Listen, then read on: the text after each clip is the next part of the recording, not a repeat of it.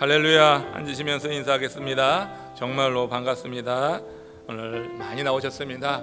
또 이렇게 예배 드리다가 또 성전문을 닫고 온라인 예배를 2주간 드렸고 다시 모이는 거 쉽지 않았을 것이에요. 여러 가지 생각이 많았을 텐데 함께 하신 여러분들 주의 이름으로 축복을 하고요. 오늘 여러분 성전에 들어오실 때 어떤 느낌이었나 제가 좀 전에 물었는데 각양 다른 그런 생각이 있겠죠. 그렇지만 오늘 본문의 주인공 이사야가 성전에 들어갔을 때 그 경험했던 그 감격, 그 감동이 오늘 이렇게 성전을 찾아오고 예배하는 여러분들 마음 가운데도 그렇게 동일하게 경험되기를 무엇보다 주의 이름으로 축원합니다. 오늘 설교의 제목을 성전에 들어갔을 때, 오늘 본문 주인공 이사야의 삶을 조명해 보면서 우리 삶이 성전을 중심으로 하는 삶, 성전 안에서 하나님께서 역사하시는 그 증거를 갖고 또 믿음으로 세워지는 그런 삶이 되기 위해서 말씀 가운데 교훈을 듣기 원합니다. 여러분 어제가 무슨 날인지 다 아시죠? 어제는 우리 민족이 일제 식민지 하에서 해방된 지 75주년이 되는 광복절입니다. 크고 작은 행사가 우리 고국에서 있었는데 우리 정부는 이 광복을 인정하지 않는다니 참 문제가 아닐 수가 없어요. 광복이라고 하는 것이 뭡니까? 광복은 빛광자 회복할 복자입니다. 그래서 빛을 다시 찾은 날이다, 이런 의미를 갖고 있죠. 우리는 주권이 없는 그런 식민지 하에서의 삶을 빛을 잃어버린 것에 비유했습니다. 여기서 이 빛이라고 하는 것은 자유를 의미할 것입니다. 그러므로 광복절이라고 하는 것은 우리 민족이 주권을 되찾아서 자유하게 된 날이다. 자유처럼 귀하고 아름다운 가치가 있는 것이 어디 있겠어요? 자유가 아니면 죽음을 달라고 하는 그런 말도 했는데, 자, 오늘은 이 자유에 대해서 좀 상고하기를 원하는데, 오늘 말씀을 전하면서 세상 사람들이 말하는 그 자유에 국한되면은 지금 그렇죠.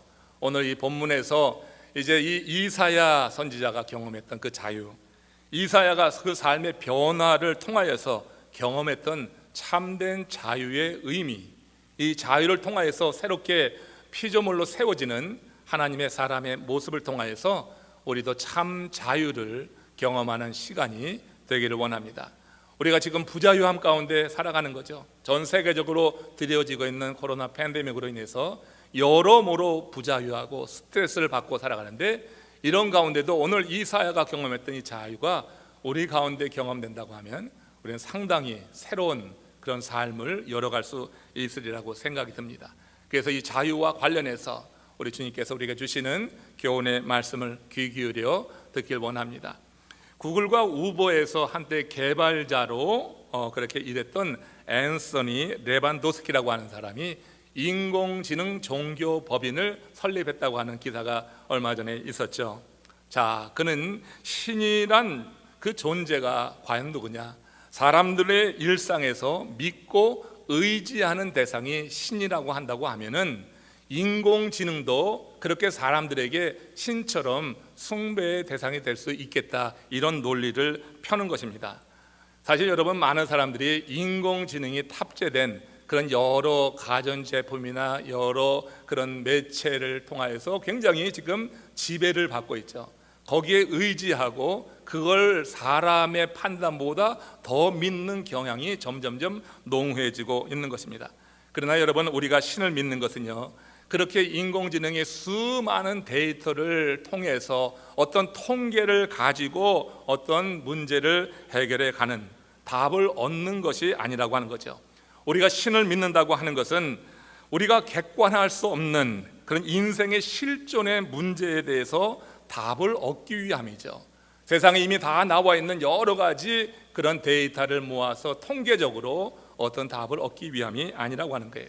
인간의 실존적인 문제, 이것은 죄로 인한 사망의 두려움을 걷어내는, 그리고 걷어냄으로 말미암아 자유로워지는 그런 일들을 다 포함하는 그런 실존의 문제를 위해서 우리는 신을 믿는다고 볼 수가 있어요.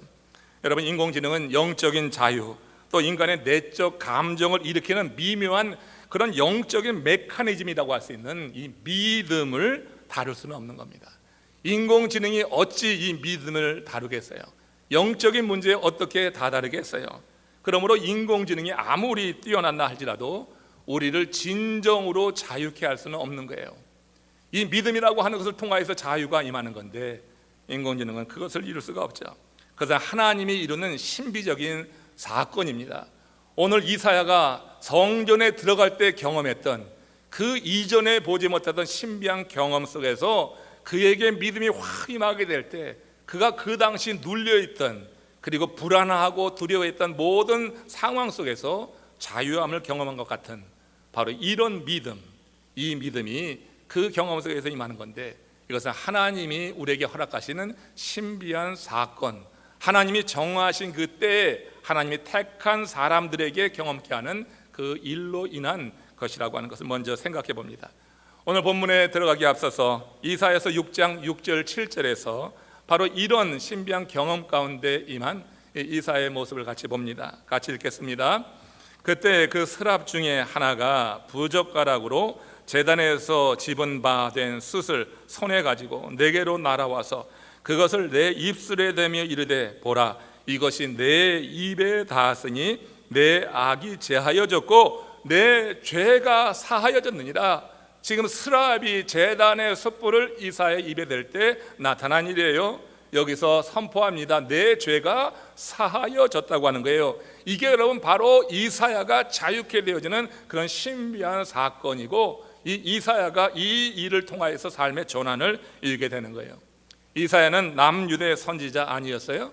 그는요 후대에 메시아의 구속 사역에 대해서 가장 많이 예언한 그런 선지자로 알려졌습니다. 그래서 많은 성서학자들이 그를 가리켜서 희망의 선지자다 이렇게 부르게 되었어요. 그가 이렇게 위대한 선지자로 불리우게 된 것은요 그에게 찾아온 인생의 큰 위기 중에서 오늘 이 본문처럼 하나님을 만난 경험이란 말이에요. 이 경험을 통하여서 이사야는 자유케 된 거예요.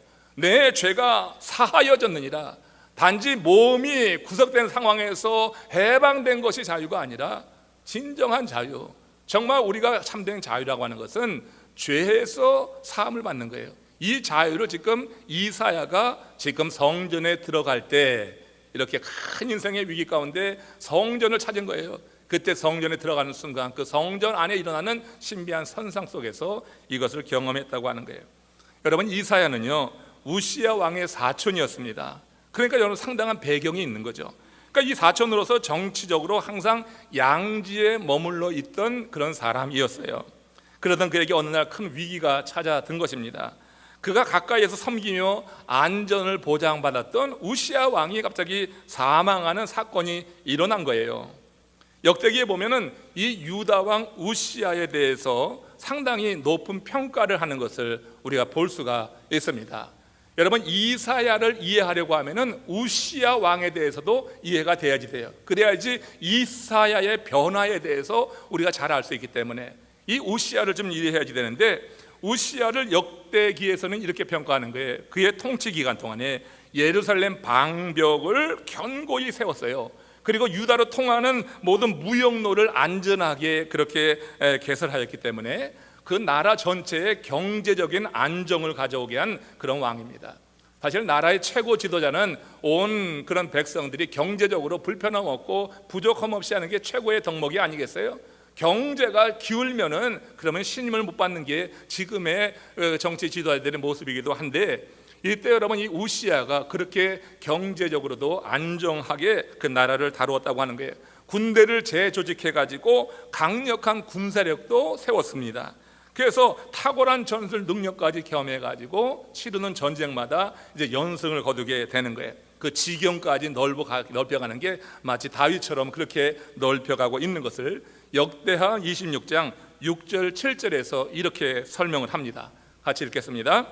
우시야가 나가서 블레셋 사람들과 싸우고 가드 성벽과 야브넬 성벽과 아스돗 성벽을 헐고 아스돗 땅과 블레셋 사람들 가운데서 성읍들을 건축하며 하나님이 그를 도우사 블레셋 사람들과 구르바알에 거주하는 아라비아 사람들과 마온 사람들을 치게 하신지라. 지금 역대사가가 누구예요? 책임자가 에스라입니다. 에스라가 말이에요, 이 우시야 왕이 그렇게 나라를 강성하게 한 비결에 대해서 딱 한마디로 정리하는 거예요. 우시야가 탁월한 전술 정능이 있어서가 아니다. 우시야가 뭐 대단한 인맥을 갖고 있고 그가 용맹스러워서가 아니다. 이 에스라가 평가하는 것은 그거예요. 하나님이 그를 도우사. 이게 답이에요. 그러니까 역대사가 에스라는 그런 관점에서 이 우시야의 성공을 평가한 건데, 하나님이 도우시사 그 모든 것이 가능하게 하셨다고 이렇게 설명한단 말이에요.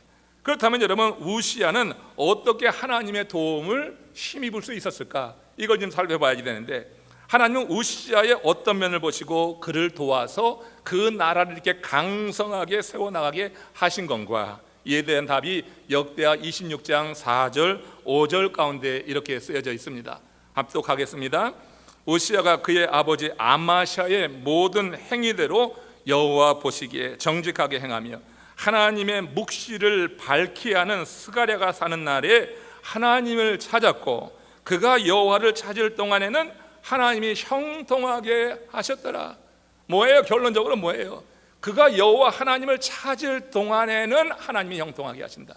그러면 하나님을 찾지 않았다고 하면 어떤 일이 벌어질까? 사실 우시야의 그 후기를 보면 좀 문제가 있긴 했어요.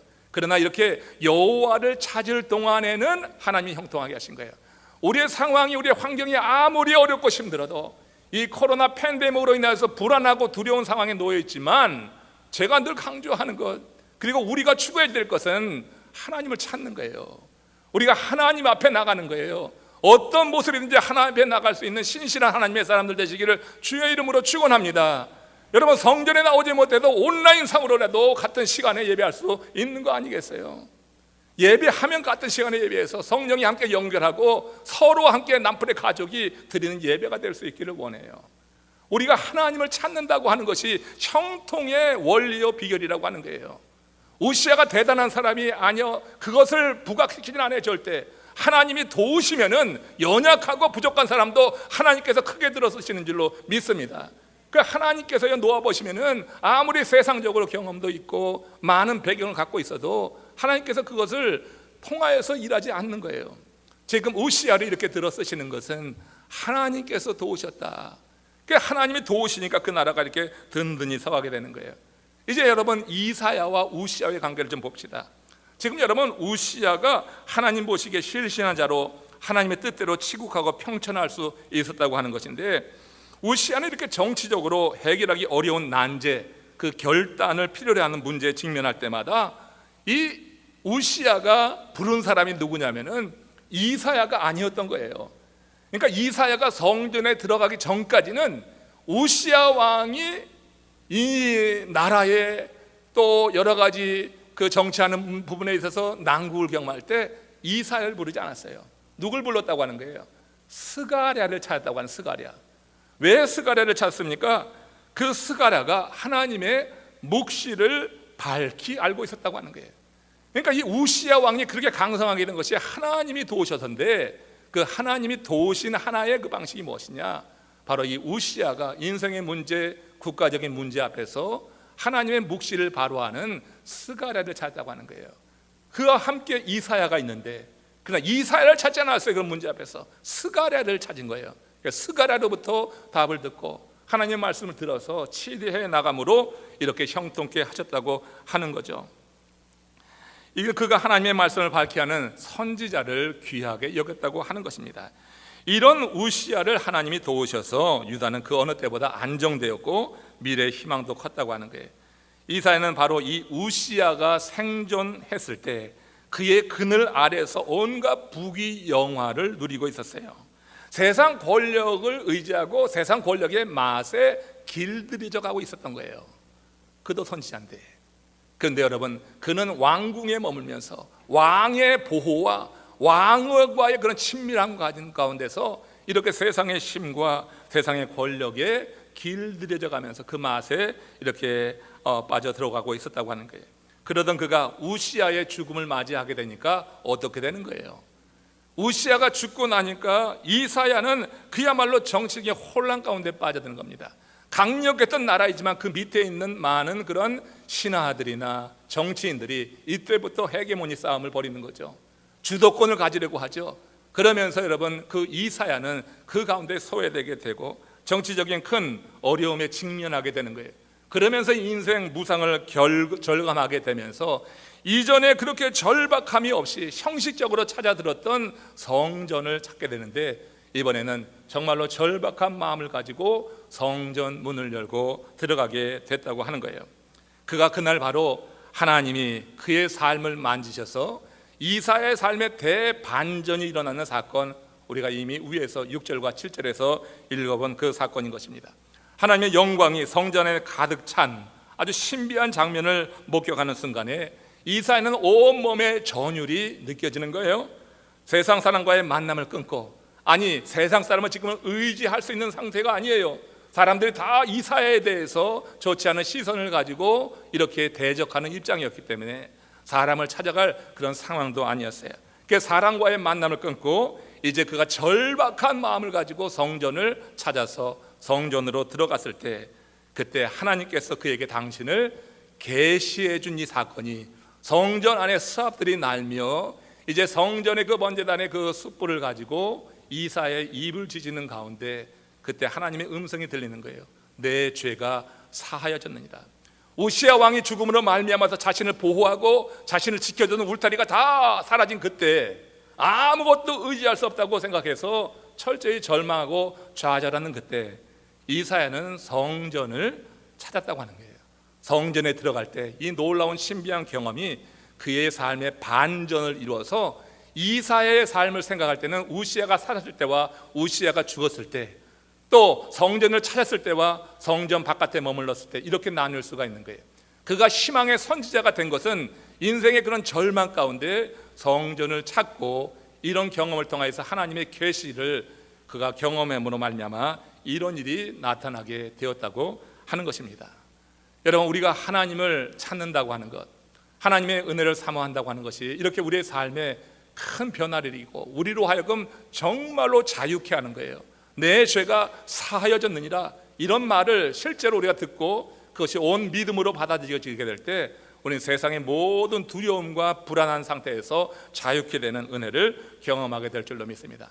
그러나 지금 이 시대에는 정말로 많은 사람들이 그렇게 하나님을 절박하게 찾지 않아요. 이 코로나 팬데믹 이 시기에도 우리가 여러분 정말 하나님을 찾기보다는 집에 많이 머물면서 SNS에 더욱더 많은 시간을 드리고 있지 않습니까? 하나님을 예배하는 시간을 기다리고 그 시간에 맞춰서 예배한다기보다는 SNS에 우리가 더 많이 시간을 드리고 있지는 않은가? 남녀노소 지금 전 세대에 걸쳐서 그래서 카페인 우울증이라고 하는 증상이 나타나고 있다고 하는 이야기를 들어봐요. 카페인 우울증, 커피 마셔서 잠 못 드는 게 아닙니다. 카카오톡, 페이스북, 인스타그램 첫 글자를 따라서 카페인이야. 이 카페인에 중독된 사람들이 나타나는 현상이 카페인 우울증이라고 하는 것입니다. 많은 사람들이요, 이 SNS 카페인에 중독되어서 거기서 뭘 하냐면은 서로 행복 경쟁을 하는 거야. 내가 남들보다 더 행복하다, 나 남들보다 훨씬 나 잘 살고 있어 하는 것을 자신이 스스로 그렇게 드러내면서 행복 경쟁을 하고 있지 않는가? 여러분, 행복은 경쟁하는 게 아니잖아요. 행복은 임하는 것입니다. 행복은 지금 이 이사야처럼 이렇게 하나님을 경험함으로 말미암아 하나님께서 선포하시는 그 말씀을 듣는 거예요. 내 죄가 사하여졌느니라. 이 한마디면 그의 삶은 완전히 바뀌는 거예요. 이 한마디가 그의 삶을 모든 불안과 두려움으로부터 자유케 하는 그야말로 행복한 상태로 그를 이끌었다고 하는 것을 알아야 되는 거예요. 우리가 이러면 코로나 팬데믹을 지나면서도 그러면서도 우리가 하나님을 찾지 않고 여전히 세상의 것만 우리가 의존한다고 할 때 우리가 여러분 이 카페인 우울증에 빠져들 수 있어요. 그렇게 여러분 우리가 나 행복하다고 하지 않아도 내 자신이 영적인 경험을 통해서 하나님의 은혜 안에서 구원받은 확신과 죄사함에 대한 믿음을 갖고 살면요, 그러면 행복은 그냥 임하는 거예요. 누구와 비교할 필요도 없는 거예요. 그 비교할 필요도 없는 거죠. 하나님께서 베푸시는 은혜를 더욱더 사모하게 될 때 우리의 삶 속에 나타나는 그런 여러 가지 자유한 증거들을 가지면서 우리는 스스로 내면으로 행복하고 안정되고 평안을 누리게 된다고 하는 것을 생각합니다. 절대 여러분 행복을 경쟁적으로 얻으려고 하지 마십시오. 그건 행복이 아니에요. 그건 오히려 우리를 구속하는 것입니다. 우리를 더욱더 부자유하게 해야 되는 거예요. 그 경쟁 가운데 있을 때 부자유하게 되고, 사람들이 그렇게 나를 알아주지 않고 그렇게 올렸는데 좋아요 눌러주지 않으면 실망하고, 그러면서 여러분 우울증에 빠지게 되는 것, 이걸 여러분 카페인 우울증이라고 하더라고요. 오늘날 많은 사람들이 고독해서 그런 겁니다. 고독은 이미 우리 삶에 깊이 침투해서 우리 삶의 일부가 되어버렸어요. 남녀노소를 불문하고 고독은 우리 삶의 일부가 되었어요. 우리 여러분 노인들만 고독한 게 아닙니다. 여러분 심지어 저도 고독합니다. 이 남부 플로리다 지역에 살다 보니까 저도 갇혀 있는 것 같아요. 어떤 때는 누구랑 의논할 대상이 없는 거예요. 대도시에 있으면 만나는 목사님들도 있고 뜻을 나눌 수 있지만, 다행스러운 것은 이 코로나 팬데믹을 지나면서 온라인으로 연결되니까 그나마 좀 낫더라고. 이제는 온라인으로 만나는 게 아주 익숙해지고 하면서 이 외로움, 고독함을 덜 수 있지만, 인간적인 고독함이라고 하는 것은 지금 우리 전 세대를 걸쳐가지고 골고루 모든 사람의 삶에 지금 침투되어 있어서 삶의 일부가 되었다. 혼밥, 혼술, 낯설지 않은 것입니다. 혼자 사는 일가구 세대가 급증하고 있는 것 지금 현실입니다. 마켓에 가서 보면 혼자 사는 가정을 위해서 그래 음식이 다 포장되어서 그렇게 잘 팔려나가는 것을 봐요. 문제는 혼자 사는 삶 속에 고독이라고 하는 이 복병이 동거하게 되면서 많은 문제를 일으키는데, 이 고독한 상태에서 벗어나기 위해서 SNS 중독에 걸리게 되면은 그게 여러분 우리를 참으로 자유케 하는 것이 아니라 오히려 우리를 부자유하게 할 수 있더라고 하는 거예요. 카페인에 중독되면은 여러분 잠만 못 자는 거예요. 커피에 중독되면 잠 못 들죠. 우리가 여러분 SNS 이 카페인에 중독돼도 잠자지 못하는 거예요. 밤늦게까지 그거 누르느라고 잠 못 자고 그 다음날 피곤하고, 이런 현상을 반복하는 것을 보게 됩니다. 삶의 고독은 SNS에 접속해서 풀릴 문제가 아닌 거예요. 이사야처럼 성전을 찾아갈 때, 하나님과 접촉할 때 인생의 근본적인 문제가 풀리는 줄로 믿으시기를 주의 이름으로 축원합니다. 우리의 인생의 근본적인 문제는 이 죄에 관한 문제예요. 내 죄가 사하여졌느니라, 이사야가 이 한마디 듣는 순간에 그는 정적으로 인한 두려움과 그들에게 공격당할 걸로 인한 불안함, 이런 걸 다 떨쳐버리고 하나님과 연결됐다고 하는 확신이 드는 거야. 하나님과 접촉됐다고 하는 거예요. 스랍이 날면서 제단 숯불로 그의 입술을 치지는 이런 이 신비한 현상 속에서 하나님과 접촉되었다. SNS에 접속되는 것이 아니라 하나님과 접촉되는 것, 하나님의 터치를 경험하는 그 경험을 하게 된 것은 그가 그 어려운 시간에 성전을 찾았기 때문에 가능했던 일이라고 하는 거예요. 사람에게 때와 시기라고 하는 것은 매우 중요한 것입니다. 그래서 성경은 만사에는 정한 때가 있다, 이렇게 성경이 말씀하잖아요. 우시야 왕이 죽던 그때 이사야가 이런 이상을 보았다고 하는 것은 그때가 하나님께서 이사야를 역사의 전면에 내세워서 쓰시기로 정한 때라고 하는 거예요. 하나님은 각 사람에게 하나님이 쓰실 때를 정해 놓으신 거예요. 근데 이사야는 바로 우시야 왕이 죽던 그때가 하나님이 이사야를 쓸 때였다고 하는 거예요. 그 이사야가 우시야의 그 울타리에 갇혀가지고 거기에서 안전하고 거기에서 세상 권력을 맛보고 그 우시야를 의지하고 의존하던 그런 상태에서 이제 그 울타리를 걷어내니까 아무것도 의지할 것이 없는 거예요. 이제 모든 정적으로부터 공격만 다가오는 거예요. 불안한 거예요. 미래가 염려되는 거예요. 그때 그가 의지할 것이 없어, 천부여 의지 없어서 그야말로 두 손 들고 내가 나갑니다 하는 그런 찬송 가사처럼 성전에 들어가는 그 순간, 사람을 찾지 않고 하나님을 찾아가는 그 순간에 이사야의 삶에 이런 대변화가 찾아들면서 그에게 삶의 대전환이 이루어지게 되는 것을 보는 것입니다. 하나님은 그로 깊은 좌절의 시간을 경험하게 했던 거죠.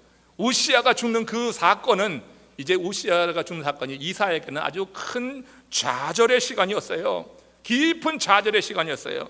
이 좌절의 시간을 지나면서 그로 하여금 하나님을 찾고자 하는 마음을 갖게 하셨고, 그리고 결단해서 성전에 들어갔을 때 이제 거기서 이런 현상 속에서 하나님을 만나는, 그래서 삶의 의미와 가치를 새롭게 발견하는 그런 모습을 우리가 오늘 이 본문에서 보게 되는 것입니다. 예레미야서 9장 23절 24절 보십시오. 예레미야도 우리에게 같은 그런 맥락에서 교훈을 줍니다. 같이 읽겠습니다. 시작.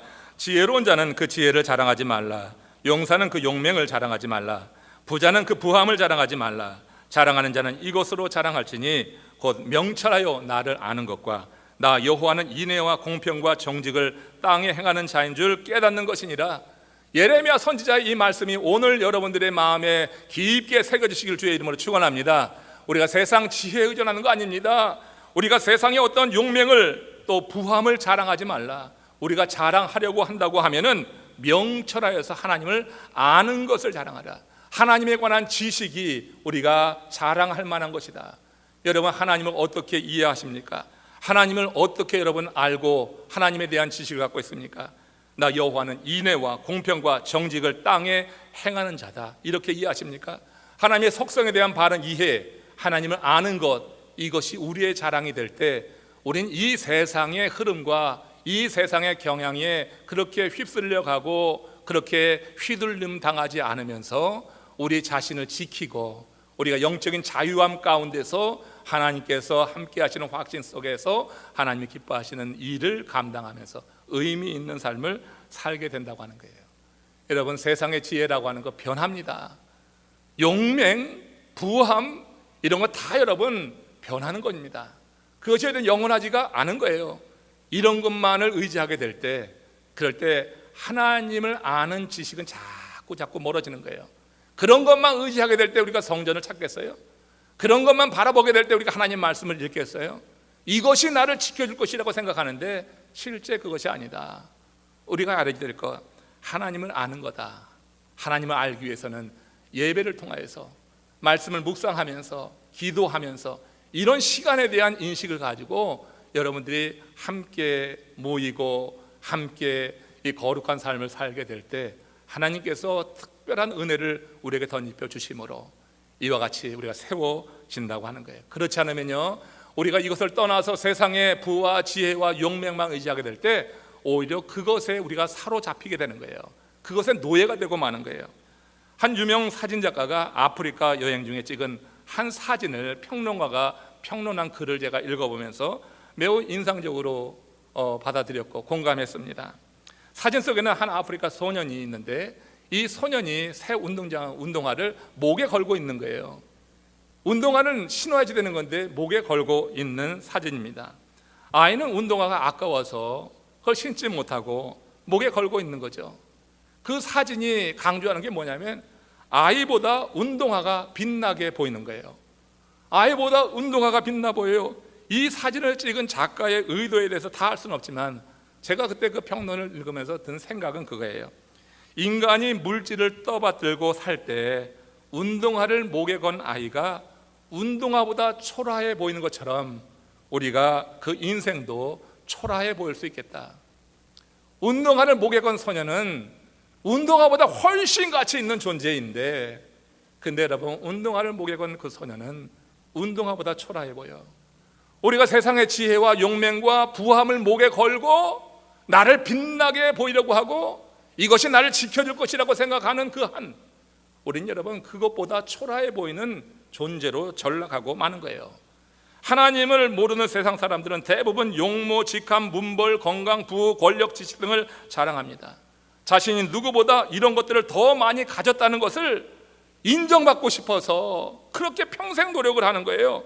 그런 것들이 자신을 빛나게 하고 자신을 지켜줄 것으로 믿어서 그 사람들은 그걸 하나라도 더 목에 걸려고 애쓰는 겁니다. 높은 학위를 얻으려고 하고 좀 더 많은 부를 쌓으려고 하고 높은 지위를 누굴 밟아가면서라도 올라가게 하려고 하고, 이건 뭐냐면 이걸 걸어야지 내 자신이 빛나 보인다고 하는 거예요. 이런 걸 많이 가지고 있어야지 내가 보호를 받는다고 하는 인식이 우리 가운데 있는 거예요. 그러나 그들이 모르는 게 하나 있는 거예요. 여러분, 그들이 그런 것만 자랑하면 그것이 무용한 것이라고 하는 것이 아니라 하나님을 떠나서 그런 것만을 자랑하려고 하면은 하나님을 아는 지식이 없이 그런 것만을 자랑하려고 할 때 그 인생은 그가 목에 건 그것보다 초라해 보이는 거예요. 많이 걸면 걸수록 초라해 보이는 거예요. 근데도 여러분, 이런 사실에 대해서 무지해가지고 그래도 여전히 그것만을 드러내고 자랑하려고 하는 그런 사람들이 있어요. 저는 그거 인정하지 않습니다. 하나님의 사람들, 구원받는 하나님의 사람들로서 새로운 피조물로 산다고 하면은 여기에서 벗어나야지 돼요. 그렇지 않으면 거기에 매여서 종노릇하는 그런 삶을 살면서 나 잘 살았다 이렇게 생각하고 마지막 순간에 가서는 얼마나 허무하게, 얼마나 두려운 순간을 맞이하게 될 줄 여러분 모르는 것입니다.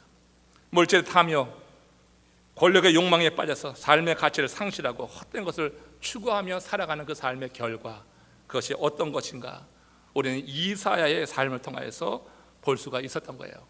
이사야가 바로 그런 부류의 사람이었어요.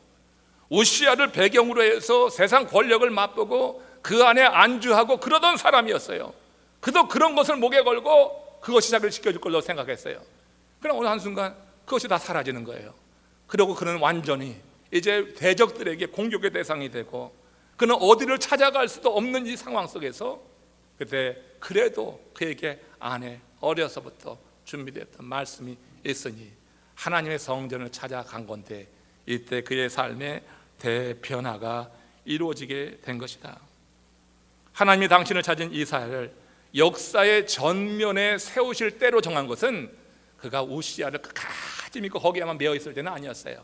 우시야가 걷어지고 그의 삶을 지켜줄 거냐고 생각했던 그 배경을 딱 걷어내고 그 다음에 그가 그야말로 온전히 하나님만 절밖에 찾을 수밖에 없는 그 상황 속에서 그를 만나 주셨어요. 아주 신비로운 경험을 목격하게 하신 거예요. 이사야서 6장 3절입니다. 성전에서 이제 그 스랍들이 날며 이렇게 환호하는 장면을 봅니다. 시작. 거룩하다 거룩하다 거룩하다 만군의 여호와여, 그의 영광이 온 땅에 충만하다. 스랍들이 날며 하나님을 장화하고 이렇게 이사야의 입에 숯불의 제단 그 불로도 입을 찢는 이 현상들, 그 스랍들이 내는 이 소리와 함께 성소 안에 두 가지 아주 신비한 현상이 나타나는데 그게 이사야 6장 4절에 아주 신비한 현상이 이렇게 나타납니다. 시작. 화답하는 자의 소리로 말미암아 문지방의 터가 요동하며 성전에 연기가 충만하더라. 문지방의 터가 요동하고 성전 안에 연기가 충만했어요. 자, 문지방이 흔들렸다고 하는 거죠. 이 말은 물리적으로 성전 문지방이 진짜 지진이 나듯이 이렇게 요동하는 현상을 경험했다고 하는 것이고요. 그것은 하나님의 임재를 의미합니다. 우리가 하나님의 임재를 정말 내 자신이 정말 확실하게 경험하게 될 때 이렇게 흔들리는 경험을 하는 거죠. 내가 제 위에 서 있기 때문에 하나님의 임재를 경험할 때 나는 흔들리는 거예요. 내 문지방이, 내 삶의 기초가 흔들리는 그런 경험을 하게 되는 거예요. 이 경험은 마땅한 거고 당연한 것입니다. 하나님, 거룩하신 하나님의 임재 속에서 그렇게 하나님 만난 사람들이 경험하는 신비한 경험. 그는 지금까지 자신이 옳다 생각했던 사상이나 가치관이 무효가 되어버리는, 내가 공들여 쌓은 이 모든 가치관이 다 흔들려버리고 무너져버리는 그런 경험을 성전 문지방이 요동하는 것을 통해서 그는 경험했던 거예요. 사도 바울도 똑같은 경험을 했잖아요. 사도 바울도 다메섹 도상에서 주님을 만나면서 그가 쌓았던 모든 것이 그야말로 헛된 거구나, 내면으로부터 근본적인 변화가 일어나면서 요동하는 경험을 사흘 동안 하지 않았어요. 성전의 연기가 가득하다고 하는 것은 그 성전에 나타난 하나님의 영광을 의미합니다. 하나님의 영광을 보는 순간에 이사야는 자신이 거룩하지도 않고 신실하지도 않은 죄인이라고 하는 인식을 하게 되는 거예요. 하나님의 영광을 보니까 얼마나 자신이 추악한 인간인지, 자신의 사상도 지식도 하찮은 것에 불과하다는 사실을 깨닫게 됩니다. 자신의 무가치함과 더불어서 자아의 영적 더러움을 깨닫게 되는 거예요. 그러면서 이렇게 탄식했습니다. 이사야서 6장 5절입니다. 같이 읽습니다. 그때 내가 말하되 화로다 나여 망하게 되었다. 나는 입술이 부정한 사람이요, 나는 입술이 부정한 백성 중에 거주하면서 만군의 여호와이신 왕을 배웠음이라. 성전에 들어갔을 때 그 신비한 경험을 했던 이사야가 이렇게 탄식할 수밖에 없는 거예요. 얼마나 자신이 죄된 인생이었는지, 얼마나 하나님을 떠나서 세상 것만 붙잡고 살아왔는지 이때 깊게 회개가 일어나는 거예요. 그가 경험한 이 좌절감은요, 하나님을 정말 바로 만난 사람들이 공통적으로 경험하는 거예요. 이 거룩한 좌절감이라고 하는 거예요. 이게 거룩한 좌절을 거쳐야지 하나님의 도구로 쓰임 받는다고 하는 거죠. 하나님은 누군가를 쓰실 때 이 거룩한 좌절의 과정을 예외 없이 거치게 하십니다. 예외 없이 거치게 하는 거예요. 거룩한 좌절의 경험이 깊으면 깊을수록 하나님은 그를 들어 쓰시는 용도가 더 큰 거예요. 그 순간 그는 자신이 처한 환경 때문이 아니고 자신의 죄로 인해 깊이 좌절하는 거예요. 그러니까 성전을 찾기 전까지만 해는 무엇 때문에 좌절했냐면은 우시야가 사라지고 정말 의지할 데 없는 자신의 환경 때문에 이사야가 그렇게 좌절했던 거예요. 그러니까 환경을 보고 좌절했던 이사야, 그가 그래도 다행스럽게 성전을 찾게 됐을 때 이제 성전에 들어가는 순간 그 신비한 경험을 하면서 이사야가 좌절하는 것은 이제 환경 때문이 아니에요. 대적이 여러분 중요한 게 아니에요. 이사야가 좌절한 것은 자신의 죄를 보면서 그러면서 좌절하는 거예요. 이게 거룩한 좌절이야. 여러분, 환경 때문에 좌절하는 것은 그건 누구나 세상 사람들 다 그렇게 해요. 환경이 어려우면 얼마나 좌절이 됩니까? 얼마나 절망이 됩니까? 이 코로나 사태를 지나면서 사업에 정말 안 되는 분도 계셔요. 너무너무 어려워진 분들이 계시다고요. 그럴 때 얼마나 그것만 보면 좌절이 되겠어요. 이 코로나 시기를 지나면서 병이 들었는데 병원에 자유롭게 갈 수도 없어요. 병원에 가는 게 오히려 두려운 그런 상황이 있을 때 그 얼마나 좌절이 돼요. 그런 환경 때문에 우리가 충분히 좌절을 낼 수 있는 거 이해합니다. 절망할 수 있고 희망을 잃어버릴 수 있는 것이 사실입니다. 이사야도요, 성전에 들어가기 전에 우시야가 죽는 이런 현실 속에서 그 환경을 생각하니까 너무너무 좌절되는 거예요. 이제는 믿을 대상이 없어지는 거야. 하나님을 온전히 붙잡지 못하던 그이기 때문에 우시야를 더 의존했던 그가 이제 우시야 왕이 사라지게 되니까 정치적으로든 뭐든 이 세상적으로든 그야말로 의지할 것이 없으니까 좌절을 경험했어요. 근데 지금 이 본문에서 6장 5절에서 이사야가 고백하는 것, 나는 망하게 되었다. 망하게 되었다. 이 좌절은요, 환경 때문에 좌절하는 게 아니라고요. 그 신비한 경험 속에서 자신이 얼마나 죄악된 인간인가, 내가 얼마나 내 자신을 의지했던가, 하나님을 의지하지 않고 내 생각을 앞세웠던가, 이런 자신의 현실을 바라보면서 나는 망하게 되었다. 거룩한 하나님 앞에 이런 죄인된 자신의 모습이 부끄러워서 이런 고백을 하게 되는 거고, 이런 고백은 하나님께서 택한 백성들에게 모두 공통적으로 나타나는 거예요. 여러분들이 환경 때문에 좌절하지 않고 여러분들이 자신의 죄 때문에, 자신의 부족함 때문에, 허물 때문에 한번 좌절해 본 경험이 있다고 하면 하나님은 여러분을 반드시 쓰십니다. 반드시 하나님께서 사용하십니다. 그래서 거룩한 존재로 되어지는 과정 속에서 하나님의 쓰임을 받게 된다고 하는 거예요. 내면의 회개가 일어나고 그 과정을 통해서 참 변화가 일어나서 깨끗한 그릇으로 준비되는 거예요. 그때 하나님께서는 크게 쓰든 작게 쓰든 그 상관없어요.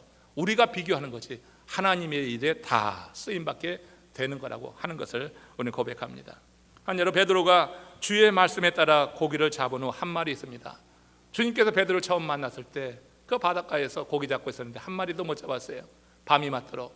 그때 예수님께서 그에게 명령하시죠. 그물을 오른편에 내려라, 깊은 데 내려라. 그대로 행했더니 고기가 엄청나게 잡히는 거예요. 그러면 이 고기가 잡히면은 감사합니다. 당신 대단하십니다. 이렇게 주를 칭송하고 찬양할 수 있어야 될 텐데 그게 아니었어요. 뭐라고 하냐면은 누가복음 5장에 보면 주여 나는 죄인으로서이다 나를 떠났어. 이게 말이 안 되잖아요. 고기 많이 잡았는데 왜 주여 나는 죄인으로서이다 나를 떠났어 이렇게 합니까? 베드로는요, 이 사건을 통하여서 자신이 전문가인데 그 낮에 깊은 곳에 가서 금을 내려서 되지도 않는 일인데 그 말씀에 따라 행했을 때 이 말을 하니가 정말 신적인 권위를 갖고 있는 대단한 분이구나 하는 것을 깨달으면서 자기 자신의 허물을 보는 거예요. 눈이 열리는 거예요. 그래서 감사합니다 이 얘기가 아니라 주여 나를 떠나서서 이런 자기 고백, 나는 죄인입니다, 이 고백이 나왔던 거예요.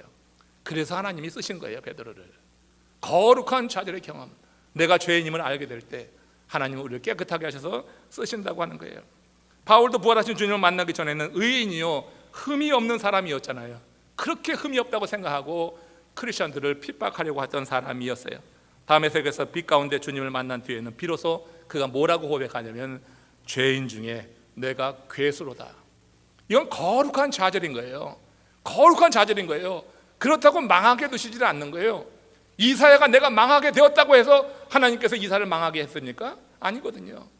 지금 여러분 베드로가 내가 죄인입니다 했다고 그를 죄인 취급했습니까? 아니에요. 다 사용하신 거예요.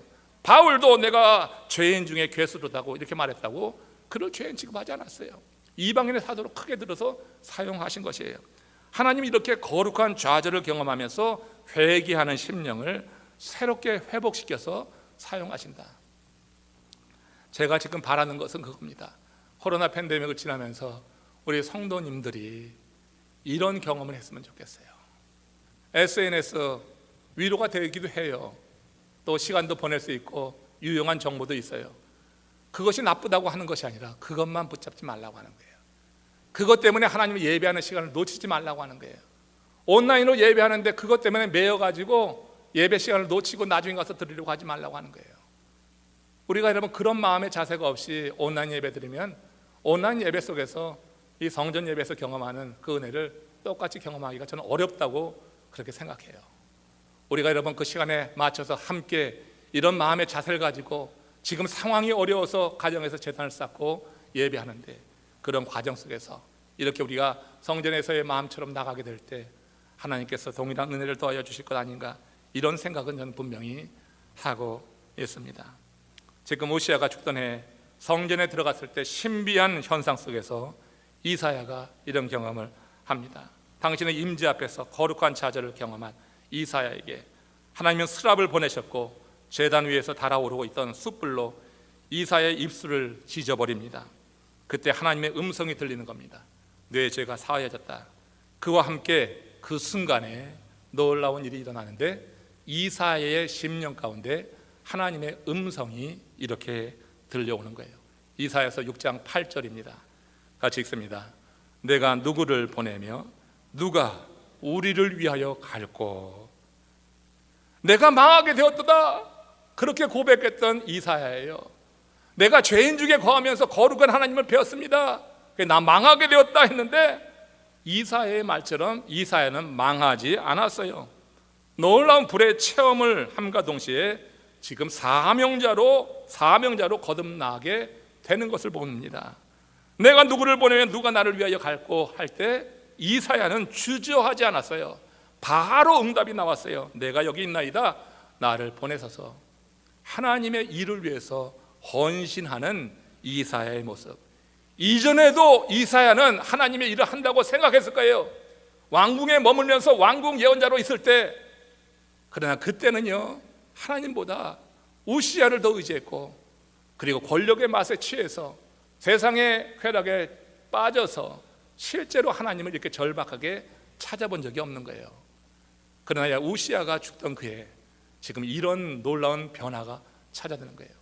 우리 인생에 우리가 감당하지 못한 큰 일이 찾아들 때 영적인 눈이 열려서 그 현실을 바라보게 되면 그 안에 반드시 하나님의 뜻이 있다 하는 것을 우리는 알 수 있습니다. 그때 좌절하지 말고, 내 현실의 어려움 때문에 좌절하지 말고, 이때 하나님의 성전을 찾아보는 결단 속에서 우리가 내 자신의 내면을 보고 좌절을 경험하고, 내가 믿는다고 했지만 제대로 믿지 못했구나, 내가 무슨 직분이 있었고 이런저런 사역을 했지만 이게 하나님의 은혜에 감사해서 드려진 그런 사역이 아니었구나, 나를 드러내려고 했던 거구나, 나를 자랑하려고 했던 거구나, 이런 깨달음은 성령 하나님이 우리에게 주시는 거예요. 우리가 겸손한 마음으로 성전을 찾게 될 때, 그리고 고개 숙여 기도하게 될 때 하나님께서 우리에게 이렇게 찾아오셔서 우리를 사명자로 세우신다고 하는 거예요. 이에 대해서 고린도전서 6장 19절 20절을 보십시오. 여기 사도 바울이 고린도 교우들에게 그들에게 사명자로서의 사명이 있음을 이렇게 전하고 있어요. 시작.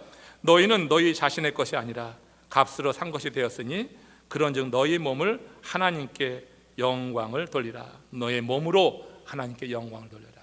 이제 구원받은 그 고린도 교회 성도들에게 사명자로 살아라. 그래서 너희 몸으로 하나님께 영광을 돌리라, 이렇게 분명히 명령하는 것을 보게 되는 겁니다. 우리가 이렇게 하나님의 은혜를 경험하고 하나님의 자녀가 되었다고 하면은 그 이후의 삶은 하나님의 영광을 돌리는 삶이 되어야지 돼요. 하나님 나라를 위해서 유익하게 하는 그런 삶이 반드시 되어야지 돼요. 그 삶을 살아갈 때 비로소 우리는 자유한 거예요. 그리고 내가 정말 하나님 안에서 은혜로 최소한 받았다고 하는 증거를 우리가 말할 수 있을 것입니다. 천안하면 떠오르는 게 하나 있는데 호두과자라고 하죠. 호두과자, 지금은 수없이 많은 종류의 호두과자가 있지만 원조 호두과자가 있는데 그것은 그 상자 안에 성경 구절이 있느냐 없느냐로 분별한다고 하는 그런 글을 읽어본 적이 있어요. 그분의 간증이었죠. 그래서 여러분, 원조 호두 과자를 이제 만들기 시작한 분이 95세에 돌아가셨는데, 그분이 돌아가셨을 때 95개의 교회를 개척했다고 하는 기사를 본 적이 있습니다. 그는 이런 말을 했습니다. 이런 믿음이 있었다고 하는 거예요. 내가 하나님을 광고하면 하나님은 나를 광고한다. 내가 하나님을 이렇게 말씀을 통하여서, 내 사업을 통하여서, 내 모든 것을 통하여서 하나님을 내가 드러내면 하나님은 나를 광고한다. 우리가 하나님이 우리를 부르실 때 거기에 쉽게 응답하고 쉽게 결단하지 못하는 것은 잘못하다가 내가 코 깨는 거 아니냐, 뭐 가끔 드리는 말씀이지만 그런 생각하시는 사람들인데 되게 어리석은 거예요. 하나님이 감동이 없어서 문제지, 하나님이 우리를 감동하실 때는 실천하십시오.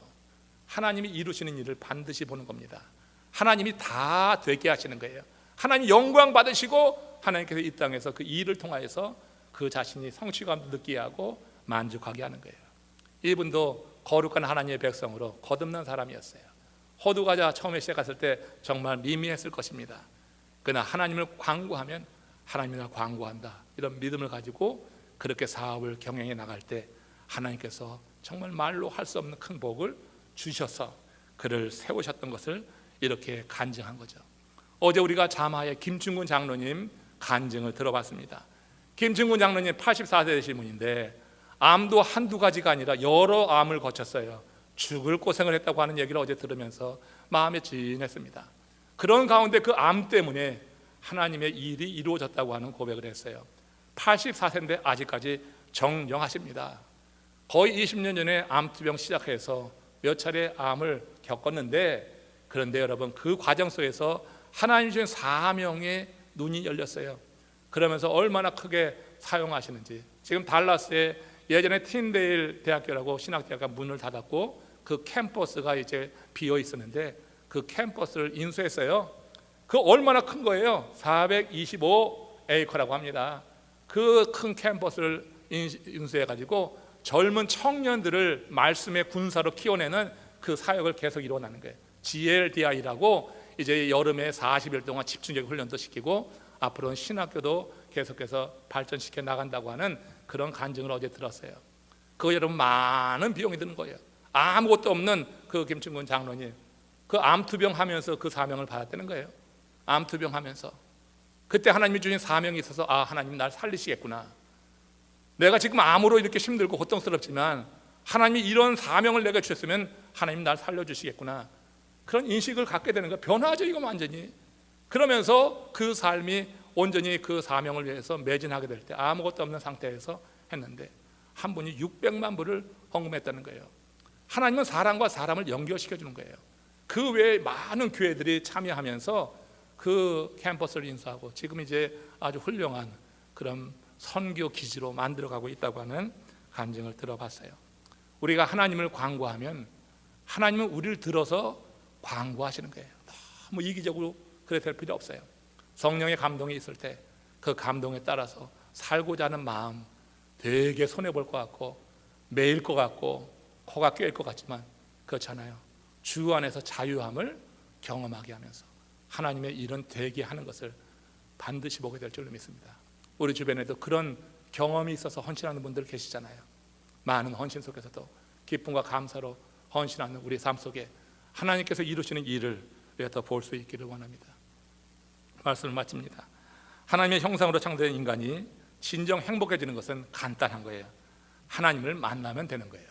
만났다고 생각하는 착각에 빠지지 말고 다시 한번 하나님을 만나고자 하는 그런 열정을 가지고 성전 문을 열어보는 겁니다. 하나님 모든 사람이 정말로 행복해지시기를 원해요. 하나님이 행복해지는 것은, 사람이 행복해지는 것은 그래 간단한 건데 사실 간단해지는 것이 간단치 않다, 이 얘기를 제가 농담처럼 드리지만 여러분 간단한 겁니다. 하나님 만나면 됩니다. 그래서 하나님이 하시는 일이 있어요. 우리를 거룩한 좌절을 경험케 하시고 이 좌절 속에서 하나님만 바라보면서 하나님이 이루시는 일에 집중하게 하시고 이제 그 과정 속에서 자아가 죽는 이런 선택 통해서 하나님의 통치 안으로 들어가고, 그래서 그 일 속에서 하나님께서 마침내 이루시는 일을 우리도 보게 될 줄로 믿습니다. 이 시간 우리가 이 어려운 시기를 지나고 있지만 이 어려운 시기에 그래서 무엇보다 먼저 찾아야 될 것이 성전이다.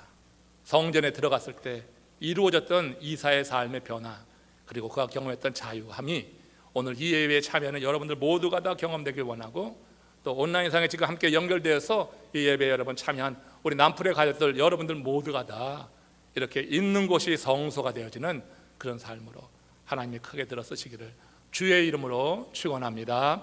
우리 다 같이 고개 숙여서 합심으로 기도하겠습니다.